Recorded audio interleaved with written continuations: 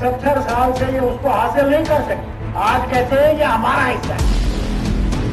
यासीन मलिक की तबीयत बहुत खराब है। 370 को कहते खत्म करो, मैं भी देखता हूँ फिर कौन इनका झंडा खड़ा करने के लिए तैयार है। ऐसा लगता है जैसे घमंडिया गठबंधन बनाने से पहले एक सूची तैयार की गई होगी, जिसमें गठबंधन में शामिल होने के कुछ मानक लिखे गए होंगे। उन मानकों में देश विरोधी, भ्रष्ट और परिवारवाद जैसे कुछ मानक पास करने वालों को ही घमंडिया गठबंधन में शामिल किया गया होगा। क्योंकि आप घमंडिया गठबंधन में शामिल जिस पार्टी पर नजर डालेंगे वो इन सभी मानकों पर खरा उतरती नजर आएगी। जम्मू और कश्मीर की पीडीपी और नेशनल कॉन्फ्रेंस इस गठबंधन में शामिल ऐसी पार्टियां हैं जिन्हें पाकिस्तान प्रेम है, जो भारत विरोधियों की मदद करती हैं, पत्थरबाजों के लिए सहानुभूति रखती हैं, भ्रष्ट होने के साथ साथ परिवारवाद का जीता जागता उदाहरण है। और 70 साल से ये उसको हासिल नहीं कर सके, आज कहते हैं ये हमारा हिस्सा है। अरे जरा ले ना, हम भी तो कहते हैं जरा ले लो, हम भी देखें। वो भी कोई कमजोर नहीं है, वो भी चूड़ियां पहने हुए नहीं है, उनके पास भी एटम बम। पीडीपी और नेशनल कॉन्फ्रेंस ने कभी चाहा ही नहीं कि जम्मू और कश्मीर में शांति स्थापित हो। वहाँ के युवाओं के हाथ से किताबें छीनकर पत्थर देने वाले कोई और नहीं, ये घमंडिया गठबंधन के सहयोगी हैं। पत्थरबाजों को समझाकर सही रास्ते पर लाने की कोशिश करने की बजाय फारूक अब्दुल्ला जैसे नेताओं ने उन्हें बढ़ावा देने का काम किया है। एमएलए बनूं या एमपी बनूं या मिनिस्टर बनूं, वो जो पत्थर फेंकने वाला है उसको टूरिज्म से कोई मतलब नहीं है, ये समझ जाए। उसको टूरिज्म से मतलब नहीं है, वो भूखे मरेगा मगर वो वतन के लिए वो पत्थर मार रहा है, ये समझने की जरूरत है। ये समझने की जरूरत है कि अगर वो अपनी जान दे रहा है तो वो टूरिज्म के लिए जान नहीं दे रहा है, वो टूरिज्म के लिए नहीं जान दे रहा, वो दे रहा है कि इस वतन का फैसला होना चाहिए जो यहाँ के लोगों को कबूल हो। वो फारूक अब्दुल्ला ही थे जिन्होंने कहा था कि अगर धारा 370 हटी तो कश्मीर में कोई तिरंगा फहराने वाला नहीं मिलेगा। 370 को कहते खत्म करो, अरे करोगे तो फिर इलाहाब किधर रहेगा। अल्लाह की कसम कहता हूँ, मेरे ख्याल से अल्लाह को यही मंजूर होगा हम इससे आजाद हो जाए। करें, हम भी देखते हैं, हम भी देखते हैं।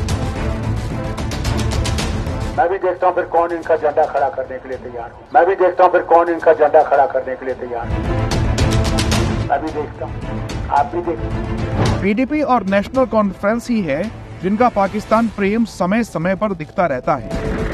इन दोनों पार्टियों की हमेशा ये सोच रही है कि भारत पाकिस्तान के सामने झुक जाए और उनकी शर्तें मान ले। अब अगर जम्मू कश्मीर के लोगों को सुकून मिलता है, आराम मिलता है, उसके लिए अगर आपको पाकिस्तान से फिर बात करनी चाहिए। और जो ट्रेड जम्मू कश्मीर, चाहे रावलाकोट का हो, चाहे वो मुजफ्फराबाद रोड का उड़ी मुजफ्फराबाद हो, जो ट्रेड हमारा रुक गया है उसको चालू करने के लिए भी पाकिस्तान के साथ बात करनी चाहिए। भारत को तोड़ने वाले, भारत में आतंकी गतिविधियों को चलाने वाले आतंकी यासीन मलिक की महबूबा मुफ्ती को इतनी चिंता है कि कभी वो आतंकी यासीन मलिक की रिहाई की मांग करती हैं, तो कभी सजा में बदलाव चाहती हैं। इन तमाम ज्यादतियों के खिलाफ, जिसमें यासीन मलिक की तबीयत बहुत खराब है, बहुत उनको इमीडिएटली छोड़ दिया जाना चाहिए कि अगर खुदा ना खासा उनकी तबीयत और बिगड़ गई तो मैं अभी आपके यहाँ से कहना चाहती हूँ गवर्नमेंट ऑफ इंडिया को कि जम्मू कश्मीर के हालात और बिगड़ जाएंगे और संभालना बड़ा मुश्किल हो जाएगा। हिंदुओं से नफरत और पाकिस्तान प्रेम महबूबा मुफ्ती को विरासत में मिला है। पूरा देश जानता है महबूबा मुफ्ती के पिता मुफ्ती मोहम्मद सईद के राज में कश्मीरी हिंदुओं के साथ जघन्य अपराध हुआ। 1986 में अयोध्या में राम मंदिर के ताले खुलवाने के बाद देश के कुछ हिस्सों में दंगे भड़क उठे, जबकि कश्मीर काफी हद तक शांत था। लेकिन अनंतनाग जिले में हिंसा भड़क उठी जो मुफ्ती मोहम्मद सईद का गढ़ था। वहाँ कई मंदिरों को अपवित्र किया गया और पंडितों के घरों पर हमले किए गए। कश्मीर से रिपोर्ट करने वाले प्रवीण डोंधी ने विभिन्न स्रोतों का हवाला देते हुए कहा कि मुफ्ती इन दंगों के पीछे थे, मुफ्ती ने ही दंगों की साजिश रची थी। इसके बाद से जम्मू कश्मीर में हालात और बिगड़ते चले गए। जब कश्मीरी पंडितों की हत्याएं शुरू हुई तब राज्य में नेशनल कॉन्फ्रेंस की ही सरकार थी और फारूक अब्दुल्ला सीएम थे। कश्मीरी पंडितों के बुरे दिनों की शुरुआत 14 सितंबर 1989 से हुई। भाजपा के राष्ट्रीय कार्यकारिणी के सदस्य और वकील टीकालाल टपलू जो कश्मीरी पंडित थे, उनकी हत्या कर दी गई। इसके बाद जस्टिस नीलकांत गज्जू की भी गोली मारकर हत्या हुई। उस दौर के अधिकतर हिंदू नेताओं की हत्या कर दी गई। पंडितों को कश्मीर छोड़ने के लिए कहा जाने लगा। कश्मीरी पंडितों ने कश्मीर छोड़ा, अपनों को खोया, सिर्फ और सिर्फ पीडीपी और नेशनल कॉन्फ्रेंस के कारण। आज पीडीपी और नेशनल कॉन्फ्रेंस घमंडिया गठबंधन का हिस्सा है। बस आपको इतना सोचना है कि अगर गलती से भी ये सत्ता में आ गए तो क्या ये निज स्वार्थ के लिए देश का सौदा नहीं करेंगे।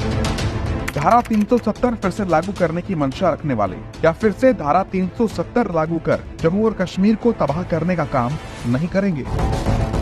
ये वो सब करेंगे जो ये करते आए हैं और कहते आए हैं। इसलिए इन घमंडियों से सावधान रहें और सतर्क रहें, क्योंकि देश के लिए घातक है घमंडिया।